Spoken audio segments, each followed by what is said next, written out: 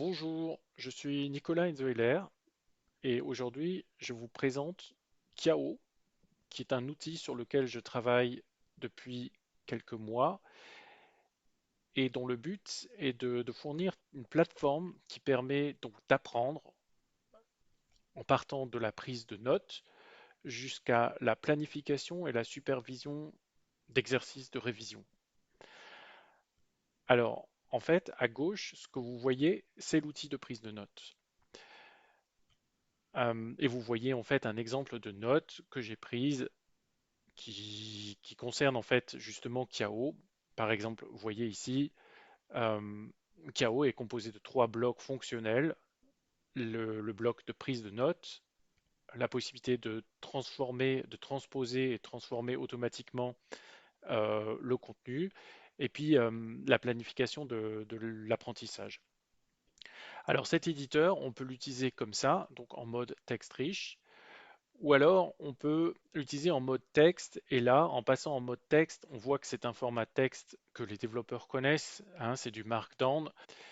Et voilà, donc c'est un éditeur de Markdown, euh, un langage un peu enrichi par rapport au Markdown, puisqu'il y a d'autres balises qui sont supportées pour justement planifier les exercices. Bon, en tout cas, à gauche, vous avez ma prise de notes sur Kiao. Et alors, donc potentiellement, je peux utiliser cet outil dans un coin de mon écran, comme je vous le montre là, pour prendre des notes par rapport à un document ou une vidéo que j'aurai dans la partie de droite. Donc une fois que j'ai pris mes notes, je passe en mode plein écran sur cet outil et je vous fais remarquer qu'en bas, là, il y a des boutons qui permettent de choisir le nombre de vues qu'on peut, le nombre de vues de ces notes, hein. Alors par exemple, si je veux, je peux voir ces notes trois fois. Et ça va me permettre de les voir par exemple une fois en français, une fois en anglais, une fois en allemand. Et de faire la correspondance entre les deux, de voir visuellement qu'est-ce qui correspond à quoi. Alors, une chose qui va vous paraître un peu étrange, c'est qu'il y a deux fois le français. Alors pourquoi il y a deux fois le français? Parce que là, j'ai pris des notes, mais mon but ultime, ce n'est pas de transcrire ces notes directement en exercice, mais c'est d'abord en fait de générer des questions par rapport à ces notes. Donc j'ai une première opération, je vais passer en mode texte, hein. J'ai une première opération qui consiste à transcrire ces notes en questions. Et pour ça, il me fallait deux pistes. Donc j'ai une piste en français pour mes notes et une piste en français pour mes questions à partir des notes. Donc pour générer les questions, donc je peux utiliser un LLM, je peux utiliser ChatGPT ou Claude.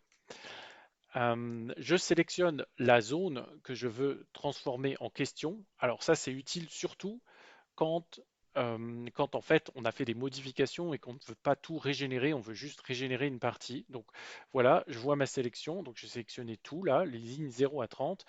Et ici, j'ai cette option qui va me permettre de convertir ces notes en questions. Voilà, j'ai cliqué et j'obtiens des questions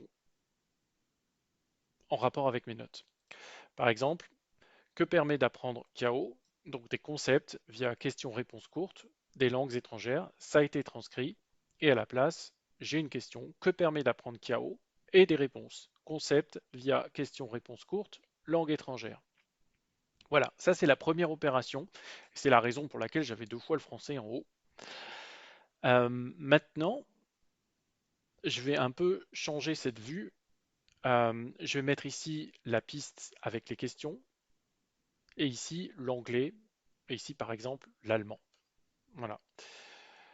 Euh, donc je sélectionne mes questions en français et les boutons suivants vont me permettre de convertir ces questions dans d'autres langues. Alors par exemple là, l'anglais.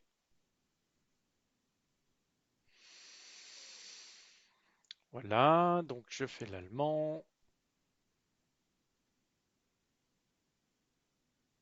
Voilà.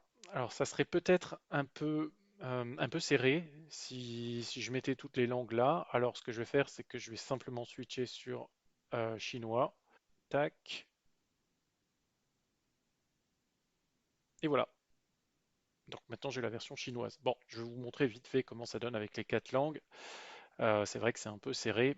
Alors, le meilleur mode pour comparer, c'est le mode texte riche parce que ça aligne bien les lignes. Alors, donc là, j'ai français, anglais, allemand, chinois. Voilà. Et vous pouvez voir que mes questions ont été traduites dans toutes les langues.